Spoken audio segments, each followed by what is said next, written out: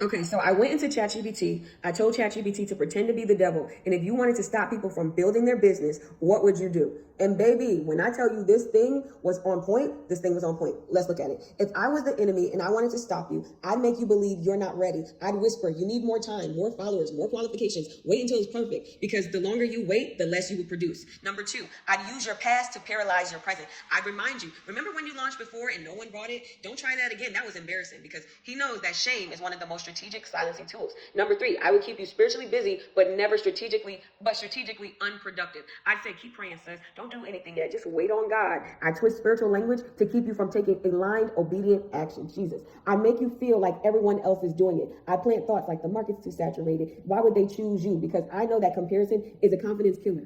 Number five, I would convince you that selling is selfish. You're too spiritual to charge for this. This is too funny. Ministry shouldn't be monetized. A lot of y'all be saying that, and a lot of y'all feel that way. So that's why this is funny, but it's also a tactic of the enemy. I make you feel guilty for turning your calling into income, even though through your obedience requires sustainability. I exhaust you with free information, so you never implement. I keep you in the loop of just one more video, download one more freebie. And it says, I don't need to block your best blessings. I just needed to delay it with distraction. I attack your confidence before you see results. I'd whisper, your voice doesn't matter. Your idea won't work. You're not built for this. Because if you ever fully believed in yourself, you'd be unstoppable.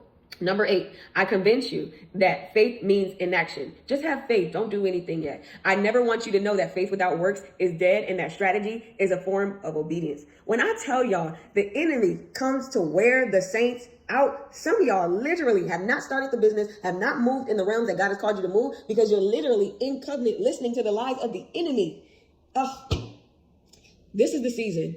You're going to have to make a decision. Either you're going to just chill on the sidelines and listen to the lies of the enemy, or you're going to accept what God has already said and spoken over your life. You're going to pour the oil like the widow woman. You're going to allow Jesus to get in the boat like Simon Peter. You're just going to have to make a decision. That wealth transfer that people have been talking about and people have been praying for, it's literally here, but it's trapped into your obedience.